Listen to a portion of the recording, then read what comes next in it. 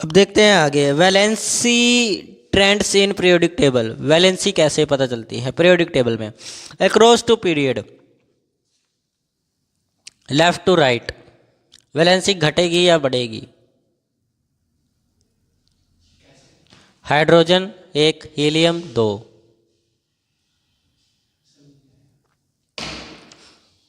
Periodic table कहाँ गई?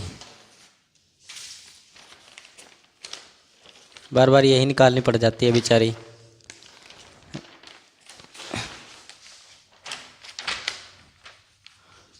ये ऐसे ऐसे कैसे? लिथियम की कितनी होती है? कितनी वैलेंसी? एक होती है वैलेंसी। बेरिलियम की 4 होती है, चार चार एटॉमिक मास है उसका, नंबर 2 होती है। बोरॉन की क्या 5? हाँ, 5वां नंबर है। और कार्बन की 4। नाइट्रोजन की है, कार्बन 6 होता है।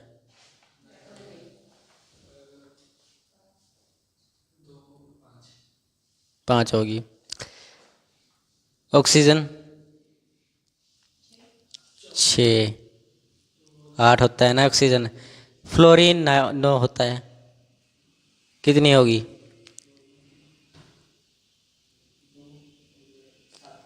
तो नियोन की कितनी होगी? नियोन 10, 0। जब भी 4 से बड़े वाले का निकालना है तो उसमें 8 में से माइनस करना होता है। तो 8 में से 8 गए 0। तो नियोन स्टेबल है, इसके साथ किसी की रिएक्शन नहीं होगी। समझ आया? मतलब कहने का क्या है, अगर हम अक्रॉस टू पीरियड चल रहे हैं, इधर से इधर की तरफ चल रहे हैं, तो वैलेंसी क्या कर रही है? बढ़ती जा रही है। क्योंकि यहाँ 1 2 3 4 5 6 7 8, यहाँ पे तो खत्म होगी 0, फिर दोबारा चलेगी। 11 पे कितनी? 11 पे नाइट्रोजन सोडियम,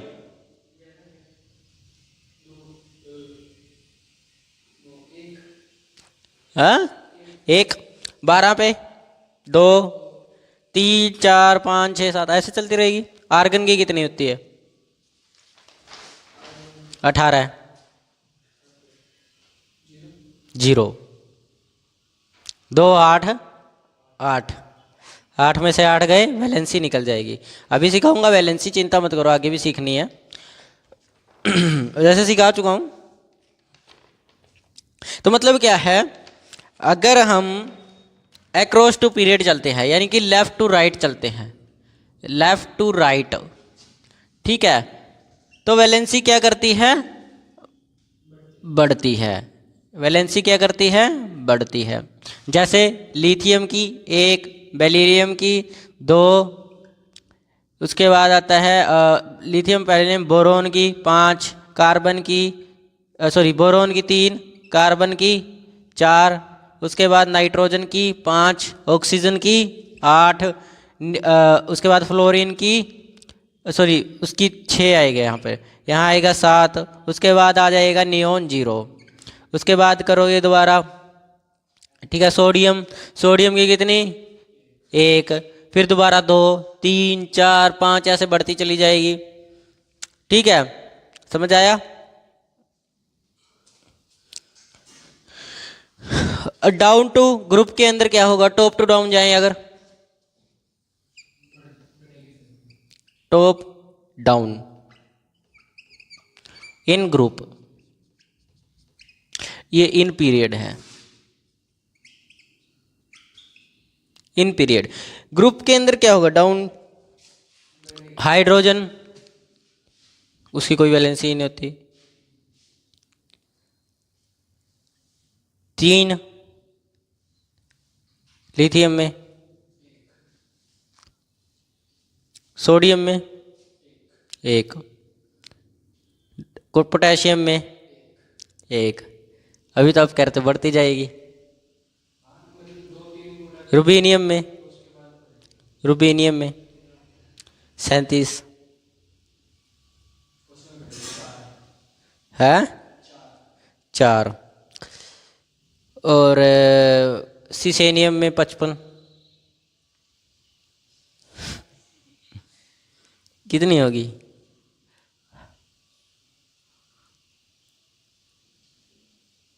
8 24 32 40 45 48 2 50। 5 बच गई, 5 आएगी, बढ़ेगी। किस किस की बढ़ती है? रुबीनियम, सीसेनियम और फ्रेंसियम। फ्रेंसियम, ठीक है। इनकी बढ़ती है इसकी कितनी? 4 3, इसकी 5, इसकी 37 है ये। तो 8 3 24, 8 चौका 32, 32 में 2 जोड़ दो 34, और 37 में से 2 माइनस कर 3, 37 में से 32 माइनस कर, उसना 34 माइनस कर दो, 3 बचेगा, ठीक है ना। तो 3 आएगी। इसकी सीसेनियम की 5 आएगी। फ्रेंसियम कितना होता है? 87। 80 पर आ जाएगा, 80 में 8 जोड़ोगे 7 आ जाएगी इसकी, इसकी आ जाएगी 7। मतलब क्या है? 2 2 का फर्क है, 2 2 हो रहा है। लेकिन बात रियलिटी देखो क्या है। रियली में इसकी वैलेंसी 5 नहीं होगी। 8 में से माइनस करोगे, इसको माइनस करोगे 8 में से 1, तो इसकी इसकी इसकी इन दोनों की तो सेम वैलेंसी। इसकी अलग किसके साथ? उसके साथ हाइड्रोजन, लिथियम, सोडियम, पोटेशियम, रुबीनियम। रुबीनियम को छोड़कर और सीसेनियम को छोड़कर फिर इसकी वैलेंसी मिल जाएगी, यानी कि फिर दोबारा वही हो गई। ऊपर चलो फिर दोबारा। बेरिलियम की 4, कितनी होती है वैलेंसी? 2। मैग्नीशियम की 2, 12 होता है मैग्नीशियम, 12 है तो 2 होगी, ठीक है। उसके बाद कैल्शियम 20, 2 होगी, 18 पे 20 आ जाएगा। और सीसेनियम की, सॉरी स्ट्रोंटियम की, स्ट्रोंटियम होता है 38,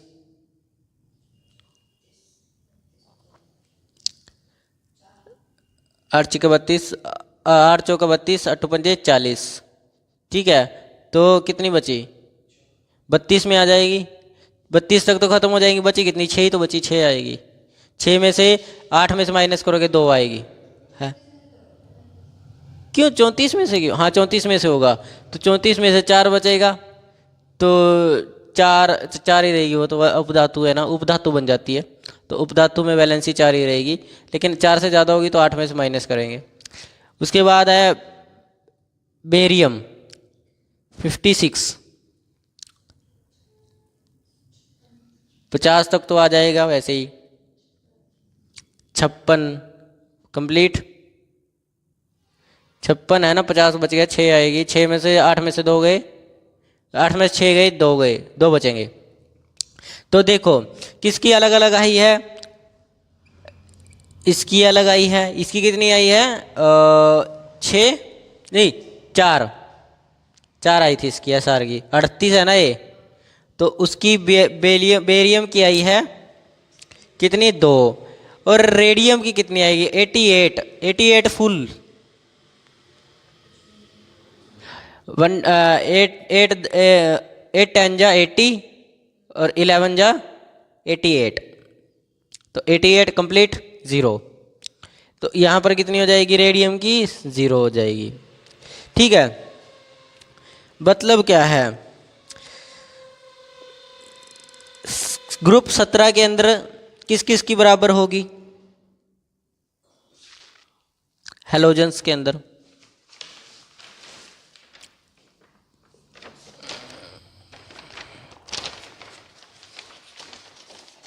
एक मिनट फोल्ड कर लेता हूं इसको। ग्रुप 17 ये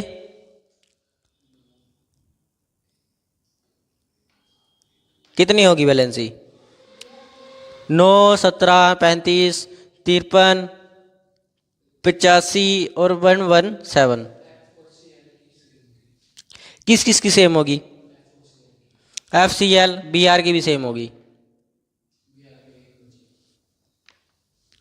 तो इनमें कितना कितना बचेगा? 7 कैसे बचेगा? 8 में से माइनस करोगे एक ही तो बचेगा, तो फिर एक एक बचेगा ना तीनों में। तो पेपर में क्वेश्चन आया हुआ है भी 17 ग्रुप में से किस किस की वैलेंसी सेम होती है? Br की पेपर में क्वेश्चन है, मोस्ट इंपॉर्टेंट। उसके बाद ग्रुप 1 में किस किस की होगी? Hydrogen, lithium, sodium, potassium. Hydrogen, lithium, sodium, potassium. Potassium हो गया, रुबीनियम की अलग आई, सिसेनियम की अलग आई, फ्रांसियम की फिर सेम आ गई। एक एक तो किस किस की आई? सिसेनियम और फ्रांसियम की सेम आएगी किसके साथ? हाइड्रोजन, सॉरी हाइड्रोजन तो नहीं आएगा, लिथियम, और उसके बाद आएगा Na और पोटेशियम। इन चारों की क्या आएगी? ग्रुप 1 के अंदर सेम वैलेंसी आएगी। और बाकी सिसेनियम, रुबीनियम की मैंने निकाल कर दिखा दी।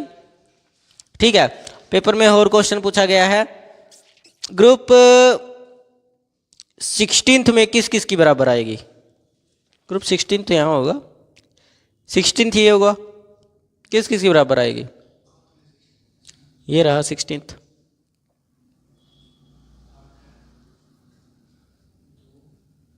इसकी 2, इसकी 6 आएगी,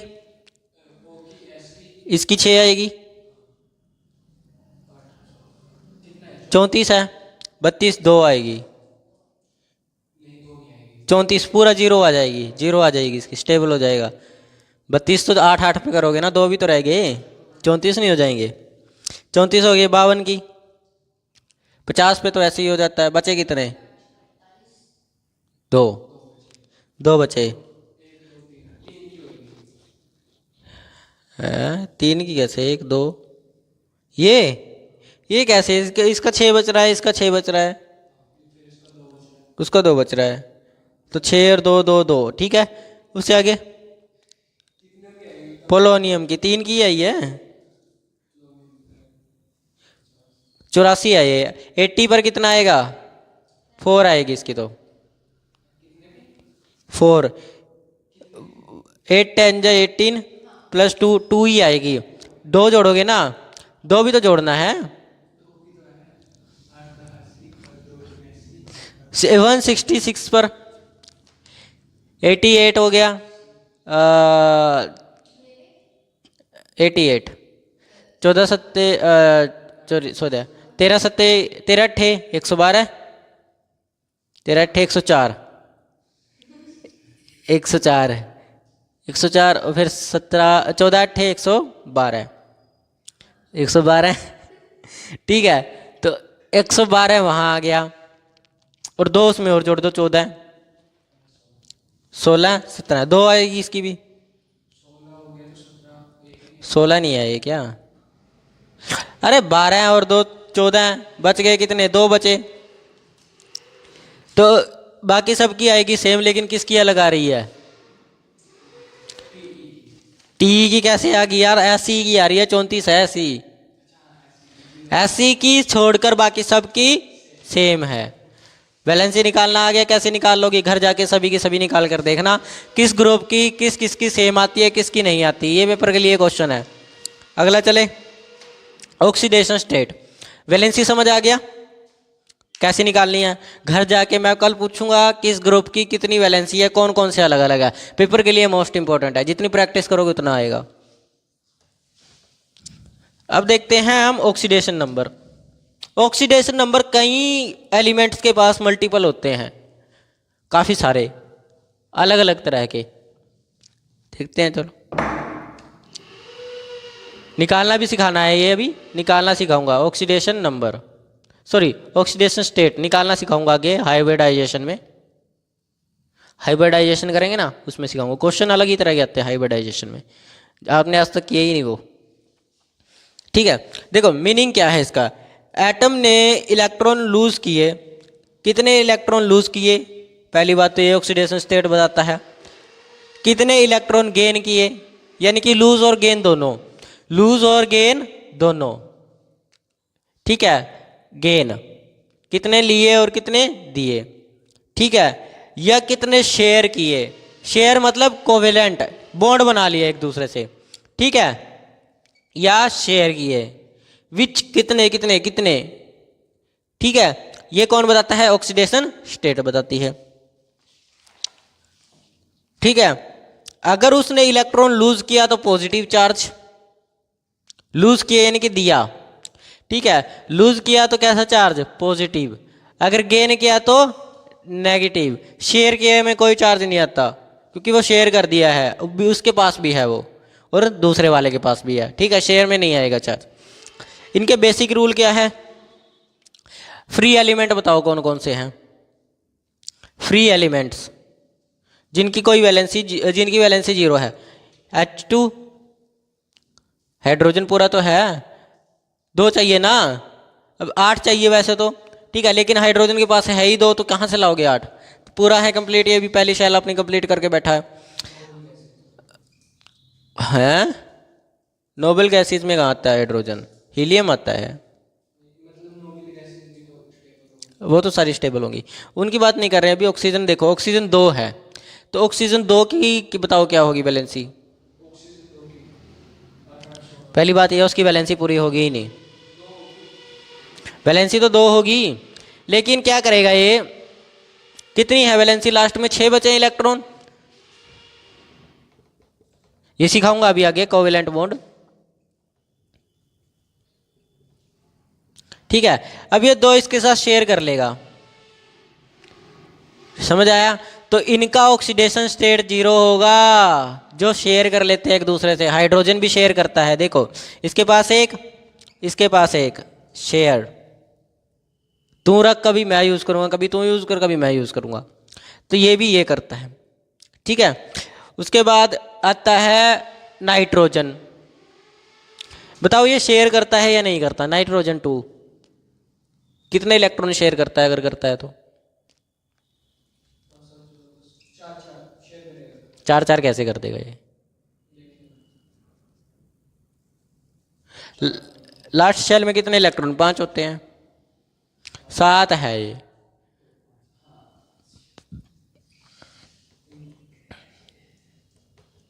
तो ये 3 इलेक्ट्रॉन शेयर करेगा, क्योंकि इसको भी 3 चाहिए 8 होने के लिए, इसको भी 3 चाहिए 8 होने। अब वैलेंसी की बात नहीं कर रहे हैं, अब ऑक्सीडेशन स्टेट की बात कर रहे हैं, तो उसमें वैलेंसी का कोई रोल है ही नहीं कि 8 में से माइनस करना है, समझ आया। लास्ट सेल के इलेक्ट्रॉन यहाँ लिखने हैं, अभी बताऊंगा आगे, अब चिंता मत करो। इसका मैं कोवेलेंट बॉन्ड वगैरह केमिकल बॉन्डिंग में आएगा, इससे अगला चैप्टर है, ठीक है, उसमें सिखाऊंगा। इतना समझ आया। उसके बाद क्लोरीन, Fe, पहले Fe बताओ। Fe आयरन 26 होता है, कंप्लीट सेल, हाँ 26 होता है। आयरन कल्ला कल्ला अकेला आयरन, ये तो कंप्लीट सेल होती है, इसकी 0 होती है वैलेंसी। 8 आएगा लास्ट में, 18 + 8, 18 + 8 26, 18 + 8 26, तो ठीक है ना। तो ये सारे के सारे क्या हैं, ये भी ये भी ये भी ये भी ये भी, ये सारे के सारे फ्री एलिमेंट है, तो इनका ऑक्सीडेशन स्टेट क्या होता है, 0। समझ आया। ऑक्सीडेशन स्टेट क्या, 0, किनका, फ्री एलिमेंट्स का। फ्री एलिमेंट का मतलब देख लिया करो आप जाकर, बस अब पेपर में मिलेगा ये क्या फ्री एलिमेंट है कि नहीं, इसकी ऑक्सीडेशन स्टेट क्या होगी निकालनी है। आपको क्या करना है, उठाना है कोई भी एलिमेंट जो दे रखा है, उसमें उठाकर लास्ट शेल गिन लो उसकी। पहली बात यह है, लास्ट शेल के इलेक्ट्रॉन याद होने चाहिए, या तो उसके एटॉमिक नंबर याद रखो, एटॉमिक नंबर से निकाल सकते हो लास्ट शेल के इलेक्ट्रॉन। इसलिए कहता हूँ 30 तक के याद करो, हर जगह काम आ रहे हैं, आएंगे ना, अब यहाँ भी काम आ रहे हैं। अब निकालना पड़ गया पेपर में, याद नहीं है किसका क्या ऑक्सीडेशन स्टेट है, क्या करोगे फिर, क्या करोगे, निकाल लेंगे। तो निकालोगे तो तभी जब पता होगा, तो याद करना शुरू करो। उसके बाद आता है ग्रुप 1, ऑक्सीडेशन स्टेट क्या होती है। ग्रुप 1 की ऑक्सीडेशन स्टेट ग्रुप ए में कितने इलेक्ट्रॉन? ग्रुप एक,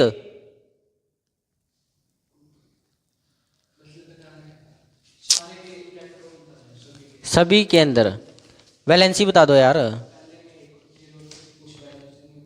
ठीक है, पहले में तो होती ही नहीं, पहले की बात ही नहीं की हमने।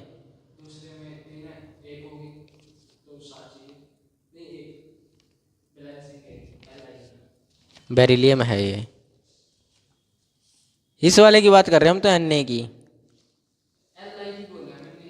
एल आई की एक होगी, भाग्य अलग होगी, तो वही इनकी ऑक्सीडेशन स्टेट होती है। समझ आया? वही इनकी ऑक्सीडेशन स्टेट होगी। देखो सिंपल बात है, ग्रुप फर्स्ट की सारी की ऑक्सीडेशन नंबर 1 होती है। ग्रुप 1 की सारी ऑक्सीडेशन स्टेट 1 होती है, लिख लो इसको। ग्रुप 1 की सारी ऑक्सीडेशन स्टेट 1 होती है, चाहे किसी की वैलेंसी 3 हो, किसी की 4 हो। ऑक्सीडेशन स्टेट होती है, रूल है। तो ये दे रखा है, देखो इसमें भी आपको दिखाई ना दे, देखो मेरी बात सुनो ध्यान से, मैं दिखाता हूँ। देखो ये पीरियोडिक टेबल है, ये इसमें एलिमेंट बताया गया है।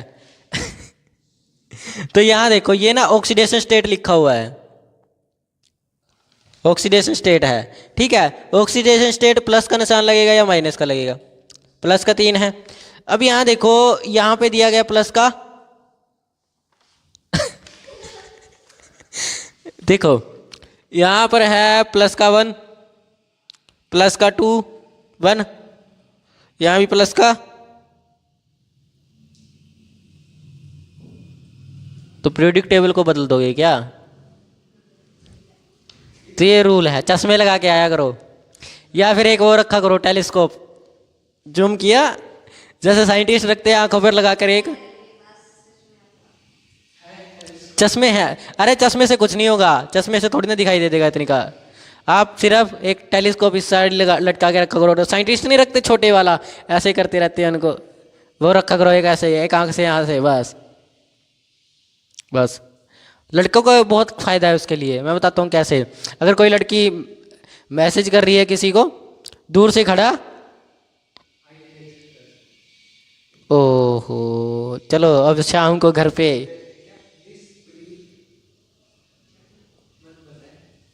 बस ऐसा आएगा। किसी लड़की की होगी, इसको पता होगा, ठीक है।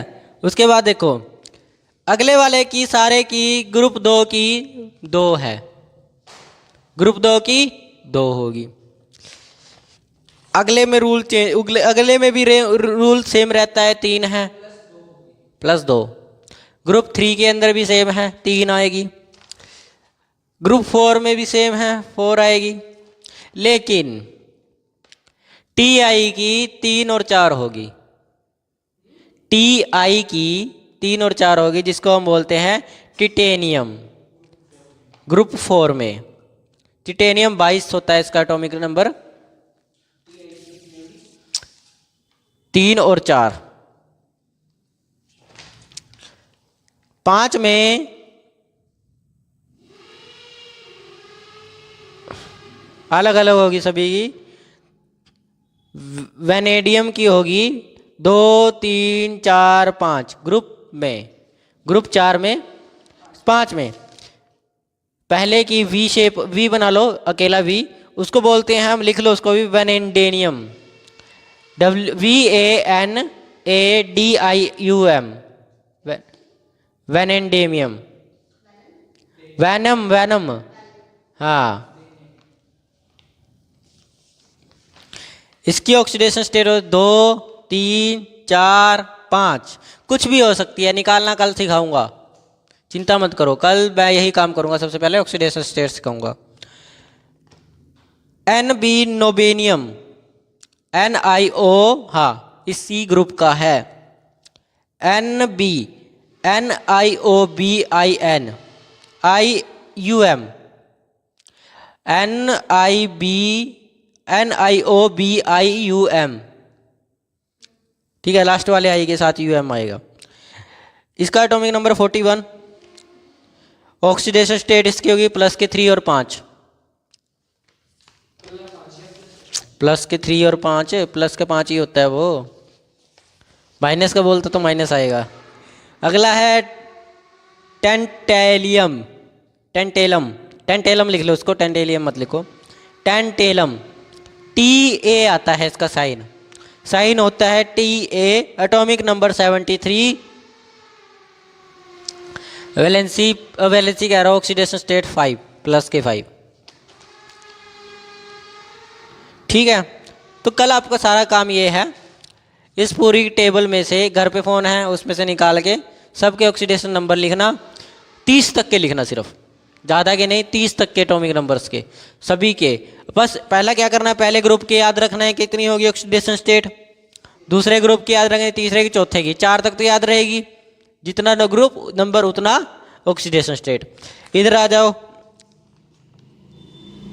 ग्रुप 5 की, ग्रुप 1 2 3 4 5 6 13 की, 12वें की, सॉरी 12 है ये, ठीक है, 13 14 15 16 17 18, ठीक है, 13वें की 3 होगी, 13वें ग्रुप की ऑक्सीडेशन स्टेट 3 होगी।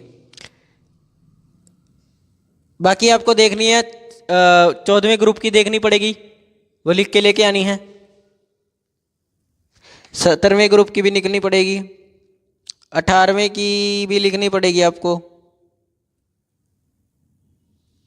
19वें की भी, और इसकी 0 होती है, अरे 18वें की, 17 18 18वें की, 18वें की क्या होगी, 0 होगी oxidation state. Halogens, sorry halogens कह रहा हूँ, नोबल गैसेस सारे के सारे 0 ऑक्सीडेशन स्टेट। समझ आ गया? अब देखो आगे एस ब्लॉक के एलिमेंट सारे के सारे कैसे होते हैं कैसे नहीं, वो बहुत ज़रूरी है। लास्ट टॉपिक है, कल चैप्टर, आज चैप्टर ख़त्म हो जाएगा। एस ब्लॉक के एलिमेंट, इन सबको एस ऑर्बिटल में जाने वाला कहते हैं। एस ऑर्बिटल में इनकी आप करोगे ना, जब भी देखो मैं बताता हूँ आपको, जब भी इनकी इलेक्ट्रॉनिक कॉन्फ़िगरेशन करोगे, जितने एस ब्लॉक के अंदर सबके सब एस में रुक जाएंगे, चाहे 3s में रुके चाहे 4s में रुके, किसी में रुके पर एस में रुक जाएंगे इलेक्ट्रॉन। ठीक है, इसीलिए बोलते हैं इनको एस ऑर्बिटल एलिमेंट्स, और एस ब्लॉक के एलिमेंट्स भी बोलते हैं। ठीक है, ये पूरा एक चैप्टर होता है एस ब्लॉक का, आगे कराऊंगा, ये अभी नहीं कराना। ठीक है, वैसे ही बताना है, इसके बारे में थोड़ा सा डिटेल है चैप्टर में, तो बता देता हूँ। इनको बोलते हैं एस ऑर्बिटल, ठीक है, एस ऑर्बिटल एलिमेंट्स। ठीक है, दूसरी बात, इनमें पहले जो एलिमेंट होते हैं ग्रुप 1 के अंदर, सॉरी हाँ ग्रुप 1 में, ग्रुप 1 के अंदर सारे के सारे एल्कली मेटल्स होते हैं, एल्कली मेटल्स, सारे के सारे एल्कली मेटल्स, जैसे लिथियम, सोडियम, पोटेशियम, रुबीनियम, सिसेनियम, फ्रेंसियम, ये वाला पहला ग्रुप, इसके सारे के सारे इलेक्ट्रॉन, देखो पहले ग्रुप में सारे इलेक्ट्रॉन ये है, सारे मतलब एटम्स, इन सब का क्या होता है, ये सारे के सारे एल्कली मेटल्स हैं।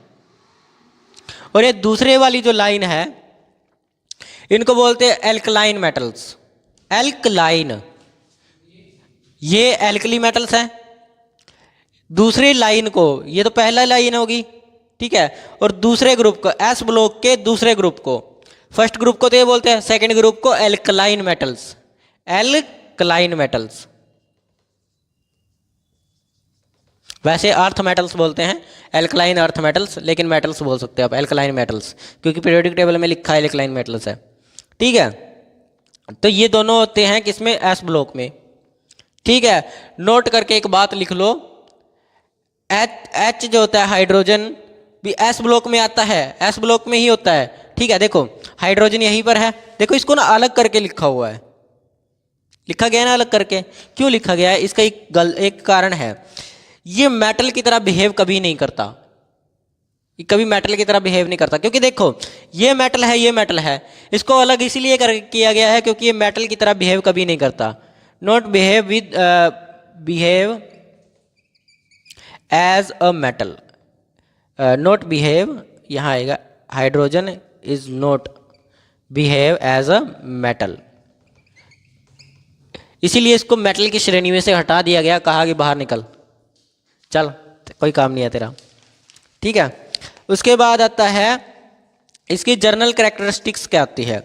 कैरेक्टरिस्टिक्स लिख लो इनकी एस ब्लॉक एलिमेंट्स की, पेपर में आती हैं कैरेक्टरिस्टिक्स।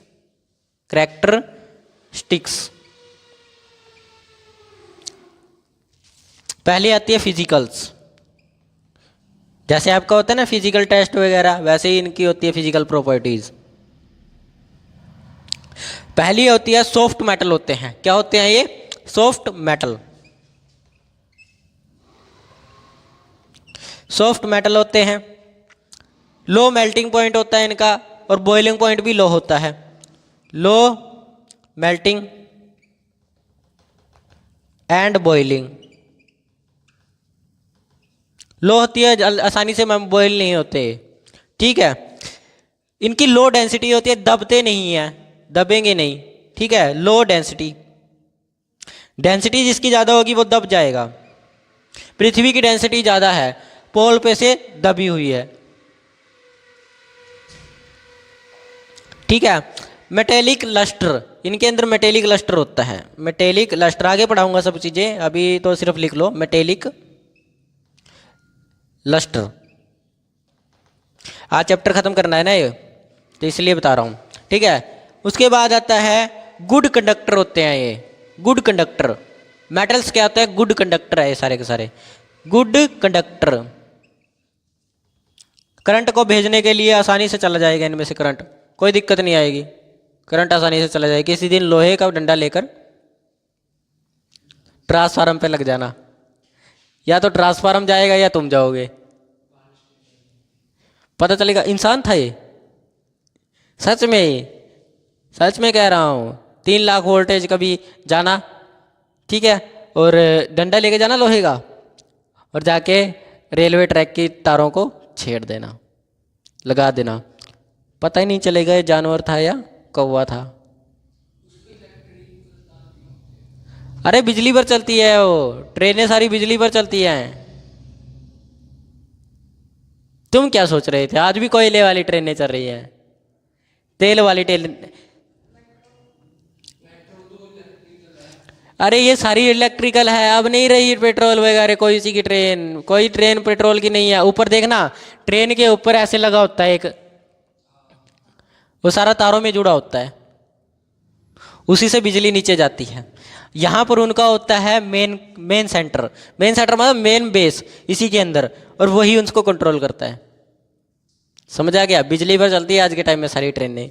इंडिया भी थोड़ा सा आगे है, लेकिन भीड़ भड़ाके में ज़्यादा आगे है। देखना ट्रेन में बैठने की जगह ही नहीं मिलेगी, और तो और आप बाहर लटके मिलोगे, ठीक है, लटके मिलोगे। मैं एक बारी वैष्णो देवी गया था, पहाड़, वो जम्मू कश्मीर में वैष्णो देवी गया था, बैठने की जगह नहीं ट्रेन में। आते वक्त तो आराम से आए, बैठने की जगह नहीं ट्रेन में। मैंने कहा दोबारा नहीं जाऊंगा, अब की बार तो या तो टिकट बुक करके जाऊंगा या नहीं जाऊंगा। अब टिकट बुक करके जाता हूँ, जब भी दूर का सफर होता है टिकट बुक, वरना निकल लो जर्नल में बिना टिकट। फर्स्ट एसी नहीं ले जाते, फर्स्ट एसी में बीमार हो जाते हैं। वो पता क्यों? वो कौन रह सकते हैं उनमें जो परमानेंटली एसी में पड़ा है, वो रह सकता है। हम कहाँ एसी में पड़े रहते हैं। हमें बचपन से आए हैं, बचपन से गरीबी देखी है, तो उसमें क्या है, धूप में रहे हैं, गर्मी सही है, कई बार पंखा भी नहीं है, ठीक है। लेकिन अभी लगे हैं रहने थोड़ा बहुत एसी में, लेकिन एसी भी कितने के टाइम चलता है? गर्मियों में चलता है, उसके बाद बंद। आप देखना अभी भी जाकर एसी चल रहे होंगे काफ़ी अमीरों के घर में, अंबानी अडानी ने अभी भी एसी चला रखे होंगे, जाकर देखना कभी, समझे? तो ये सब होता है। कंपनियों में चले जाओ, आज भी एसी चल रहे होंगे। दरवाजे पे गेट पे बढ़ोगे ना, एसी ऊपर से नीचे हवा महकेगा, समझे? तो ऐसा होता है। इसलिए क्या होता है, एसी वाला को उन्हीं को फायदा होता है, वो अमीर इंसान होते हैं। टिकट पता कितनी महंगी होती है उनकी।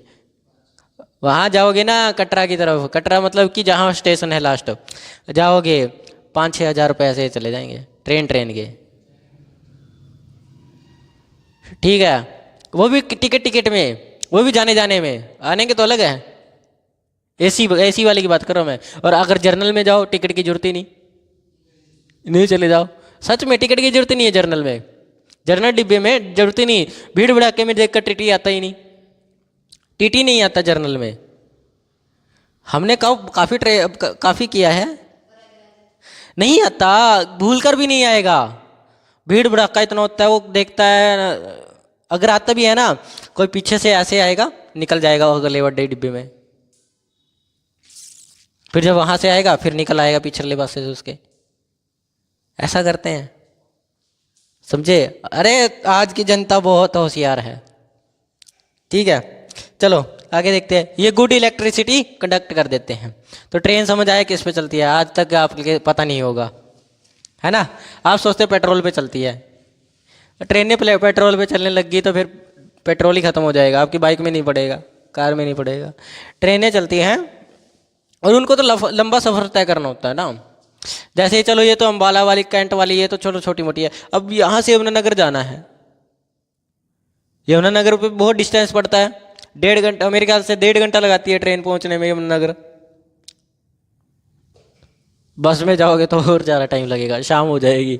से करेंगे, जाएंगे 3 बजे, पहुँचेंगे 5 या 5:30 बजे तक। 2.5 घंटा लगाती है बस बाला कैंट से, 2.5 घंटे से ज़्यादा। और प्राइवेट में गए तो उससे ज़्यादा लग जाएगा, समझे। चलो आगे। तो ये बिजली वाली की रफ्तार भी तेज़ होती है ना, इसलिए रफ्तार तेज़ होती है बिजली के कारण। उनकी मोटर, उनके अंदर एब्जॉर्बर मोटर लगाया जाता है जिसकी स्पीड अपने आप ऑटोमेटिकली बढ़ती रहती है। ठीक है, अब देखो केमिकल क्या होता है, इनकी केमिकल प्रॉपर्टीज। एस ब्लॉक की बात कर रहे हैं, केमिकल प्रॉपर्टीज,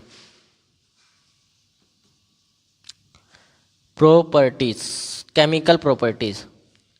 केमिकल प्रॉपर्टीज इनकी क्या होती है, ये ज़्यादा रिएक्टिव होते हैं, किसी के साथ भी रिएक्ट कर जाते हैं, highly reactive.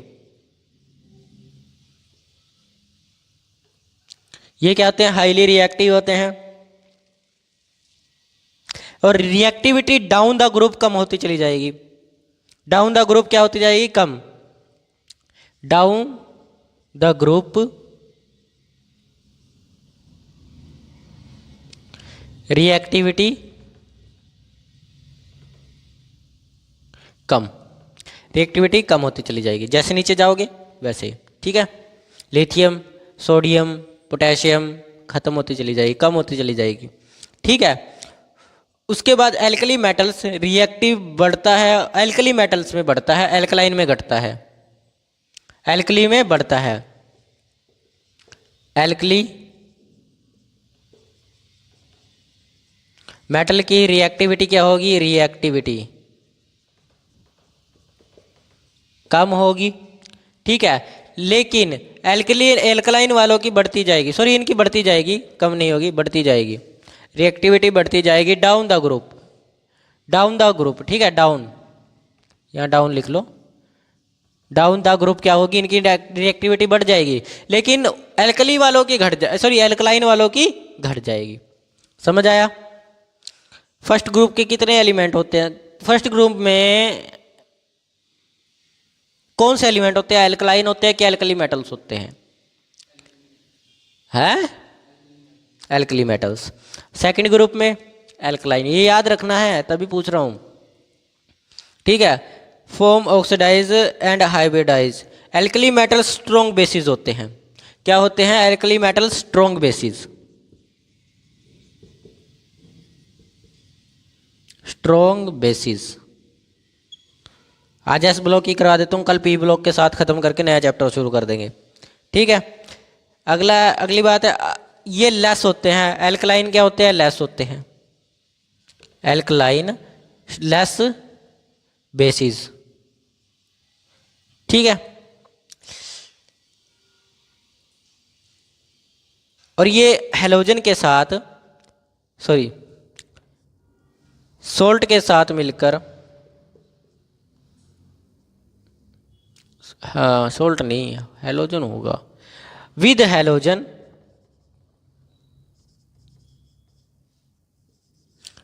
With halogen, halogen के साथ मिलकर ये सोल्ट बन जाते हैं, क्या बन जाते हैं, सोल्ट, नमक बन जाते हैं। जैसे example Na plus Cl is equal to NaCl।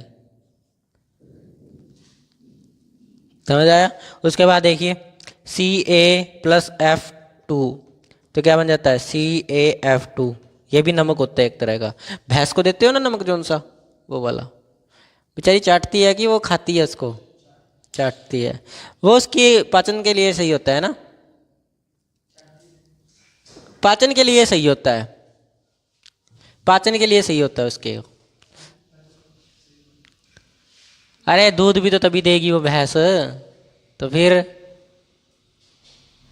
पीते नहीं हो दूध? पीते हो? भैंस होने के बाद भी नहीं पीते? दूध पीना चाहिए, दिमाग जो है दिमाग ठीक होगा।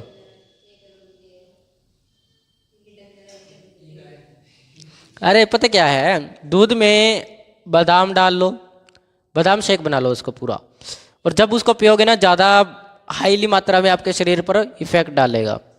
और इसका फ़ायदा ये होगा, अगर आप दौड़ लगाते हो सांस नहीं फूलेगी। और सबसे इनसे बेटर सबसे चीज़ है काले चने खाना। काले चने रात को भिगो दो, सुबह कच्चे खाओ। मैं खाता था, इससे दिमाग तेज होता है, दिमाग को शक्ति मिलती है इससे, समझे? सच बता रहा हूँ मैं, मजाक नहीं कर रहा। हम खाते थे जब दौड़ लगाने जाते थे ना सुबह के टाइम 4 बजे। गंदे क्यों लगते हैं? खाने की आदत पड़ जाती है, स्टार्टिंग में खाओगे तो कड़वी चीज सबसे ज़्यादा फायदेमंद होती है। नींब कड़वा होता है लेकिन फायदा भी बहुत जल्दी करता है। हाँ, कड़वी जुबान होती है। देखो सच कह रहा हूँ मैं, फायदेमंद बहुत होती है वो चीज़, खानी चाहिए, हर इंसान को खानी चाहिए। दिमाग तो तेज होता ही होता है, आपकी जो सांस लेने की क्षमता है वो ज़्यादा बढ़ जाती है। भागते रहो, देखना चने खाने वाला इंसान ज़्यादा देर तक भाग पाएगा, और कम चने ना खाने वाला इंसान, मतलब नॉर्मली इंसान कम भाग पाएगा, लेकिन चने वाला ज़्यादा भाग पाएगा। चना बहुत बेहतर चीज़ है, बादाम बुदूम से ज़्यादा बेहतर तो ये चीज़ है। चने, काले चने बहुत बेहतर चीज़ है, पर क्या करें, बच्चों को खिलाने